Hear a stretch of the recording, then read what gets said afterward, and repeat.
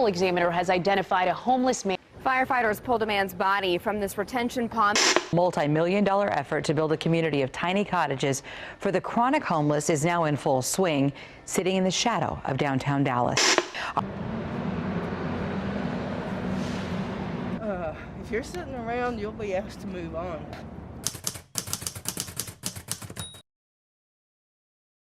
And, you know, there's no place to go to the bathroom, no place to get any water.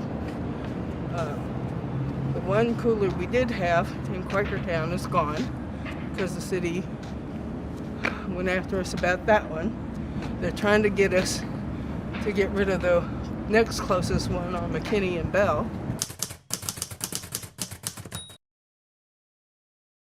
Ask me questions, that's easier. Yeah. And if you can get me in a position where my turtleneck's not showing, that'd be great. You look great.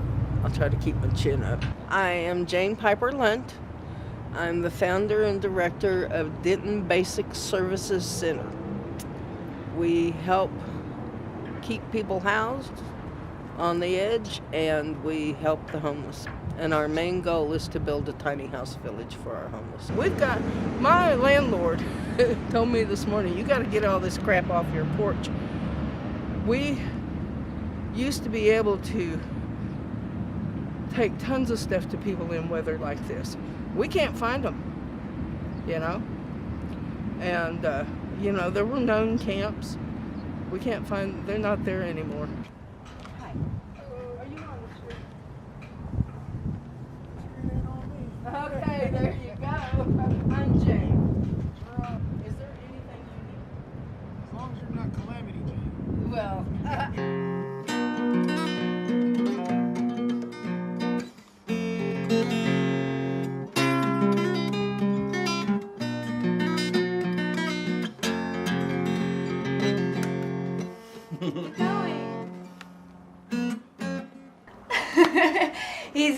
he has not great records of being on the streets. He's a little rough around the edges, but he got. Yeah, I used to be one of the rough people out there on the streets that you see around the parks and the He's one library and Denton and stuff. Like, I know all those people out there. I know I was out homeless off and on for 10 years. I was addicted to drugs. My whole life was just in chaos. Yeah. And a lot of the services they have in the Denton area, I mean, sure, they'll help you a little bit, but not like what people need. Mm-hmm. But as you can see here, we also have a major amount of jackets. It's very easy to go through jackets when you're living on the streets. I mean, like, stuff gets stained. We got a lot of people that get rained on, get sleeted on. Right here as well. And another big type of clothes we try to hang on to is nicer clothes. We always have to be very careful and on timing. It's one of the reasons why we can only accept places that are, vindicated, official places that have gone through the Texas health codes. Staff shelf right here where we have the, where we get some of the most random things that we don't, that either it's not enough for us to be, that we don't have enough to give it out to all of our guests, or it's just such a random flavor we don't think anyone's gonna like it, and so we just have the staff be the guinea pigs and try the mighty man go naked or something like that. Do you want me to look at the camera or just past you? It's up to you. Okay. So my name is Evan Suttle, and I work for Our Daily Bread. I'm the volunteer coordinator. Among other things, we all kind of share a lot of duties here, but my job is to mainly manage and supervise all the different volunteer departments, help bring in some more community involvement, and also part of the company development team, where we're trying to get as much exposure and our message and everything out there. We're what's known as low barrier. You may have heard that before, but if you don't know what low barrier means, it means basically you do not. It is not required for you to apply here. We do not require identification papers. If you don't have a social security, or if you don't have a driver's license or papers of any kind, we can still take you as you are. We have case managers that can help you get that sort of thing. We also, if you're under the influence of alcohol or drugs, we will make very certain that you don't have any of that stuff on you, but we will still take you as you are in whatever state you are. Our main job here is to preserve survival, for one, but also dignity. their immediate problem is we don't have a place to go to the bathroom. I mean, can you imagine what that's like? We don't that's not even a consideration for us. I mean, the fundamentals of what we take for granted is their daily problem. They're in what we call a survival mode. When they go into a shelter or something and they go, okay, what's your housing plan? Now that's a dream they haven't even thought of in months. Anyways, okay, let me go get your card. And hi, I need a gift certificate, please. Yes. For how many? For how much? 75. 75? Yep.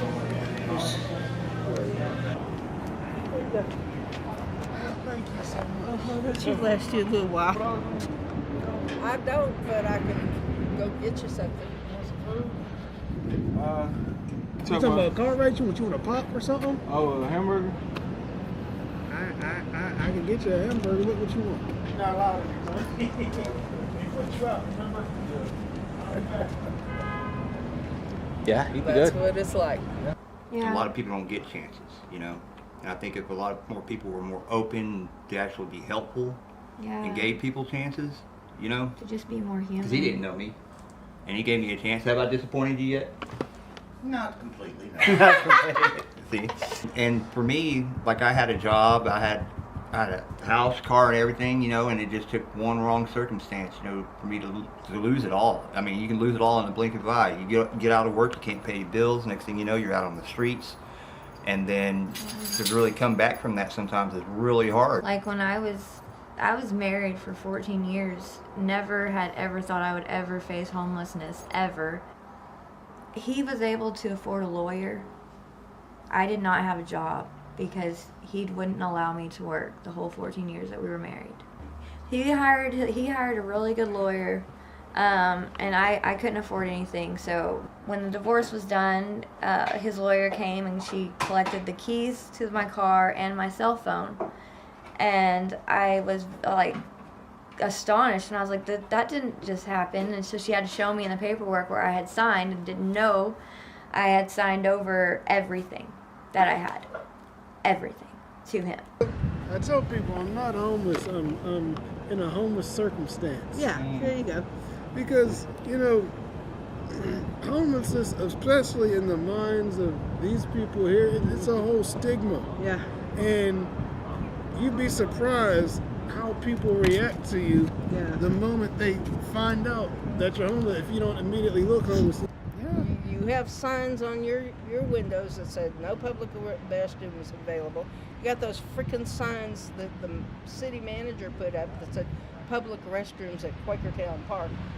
When they put those signs up, those bathrooms have been locked for a year. Because things get so twisted when you're living on the streets, I think people too easily see those living differently from them as a different species. That's no way for measuring a part of humanity. If you look at everything mentally and psychologically as being on a spectrum, everyone has something going on or whatnot. You want to see how any of our own neurodivergence gets exacerbated. You throw in desperation. So I would say it's the circumstances around them more than the people that cause this sort of thing. I mean, people make their own choices. They have the capacity to make their own choices, yes, but you got to understand just how difficult those choices can be when you're on the streets. They need help readjusting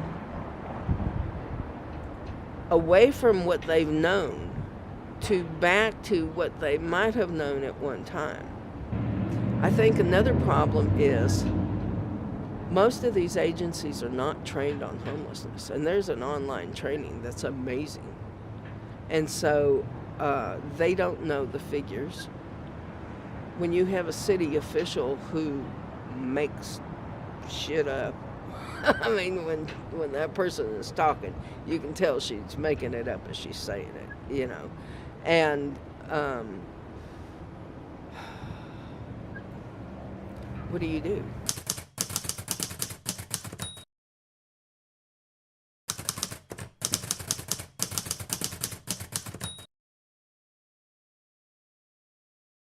Unless you've got somebody like me harping on you and educating you and telling you what the real problems are, and then the experts out there saying the exact opposite, you know, who are you going to listen to? Who am I? You know, one lone voice. Yeah, and a lot of them people out there don't have any family whatsoever. A lot of them are not even from Denton. Yeah. Believe it or not. A lot of them are from Valley View. well, no, there's some they're from all the way up from Yeah. New York and Oklahoma, Yeah. and it's like, how did you end up here in Denton? Yep. And a lot of them, and I know personally, once you get to Denton, it's hard to get out. It is. Yeah, everyone says that. Like, the homeless community is really, really hard to get out of Denton in the homeless community. Other cities who actually do stuff, they have a city committee on homelessness, and they do stuff. We have a guy on our board who runs 2 tiny house villages in Bellingham, Washington. And his city has that, and they all coordinate, and they actually work, you know. And they've got, Bellingham has less than 100,000 people in there, and they have 3 tiny house villages and several shelters. Yeah, so my name is Doug Gustafson, and in this capacity, I am chairman of Homes Now Not Later, a 501c3 nonprofit in Western Washington, Bellingham, Washington. We manage 2 tiny home villages in Bellingham for people experiencing homelessness, but we do so with, but they are self-managed, self-run, and we have no paid staff, and it's all volunteer. So probably I'd say about 180 people have come through out of the over the years, and at about a 58% success rate. Now, what about the other 42%? That is a mix of, some people don't like the community living aspect, and they are like, okay, this isn't for me, and then you have like the other half of the group that was asked to leave for, like, they couldn't follow the rules, or they couldn't, you know, like, we're talking like drug use or. Sure. It's not a complicated issue, but it is involved. And it has simple solutions, you know. I mean, we've been trying for 9 years to get this tiny house village built. We want to build 150 homes. And I have a plan that could solve homelessness here in 3 years. And was required to be in a meeting with a bunch of nonprofit heads and city officials. And I started to go on about to explain my program of how it could be solved. And I got interrupted by the head of a big organization, and he wouldn't let me keep going because they don't want it solved. They're making money on it. Okay, so there was quite a few roadblocks. At first, the city didn't want to work with us, and it was kind of an adversarial relationship. We were going to like city council meetings and stuff and being like, hey, you guys should let us set up, you know, a village because we're trying to help people, and this is a problem, and they wouldn't do it. So what Jim did was he said, if you don't give us a village, we will set up a camp on City Hall, and then they did not want that, and then that's when the next day they contacted us and said they wanted to talk. Because they believe these are lazy people who want to take advantage of people. And to be honest, because they're Republicans, they've got that attitude of that American independence, you know, and if I can do it, you can do it. That's the problem. We're a red state. I'm sorry, that's the way it is. And I'm not a Democrat. I'm a Eisenhower Republican. You don't want out him. Then my wife went through 4 years of cancer off and on, and it finally took its toll, and she died June of this year. And then not too long after she passed, Cleta come up the door, and I got talking to him, noticed they was homeless. I said, you know what, I got 2 extra bedrooms, y'all stay here till you get your feet on the ground, you know.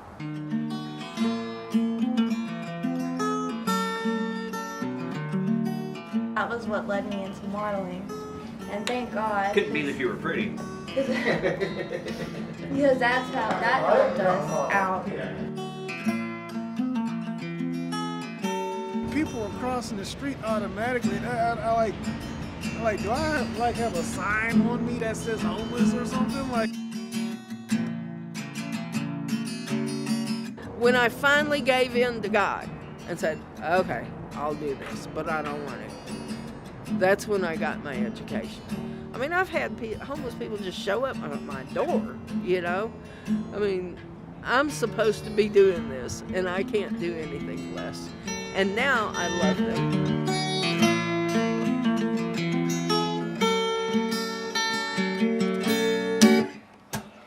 Sound pretty good? Yeah, I'm all right.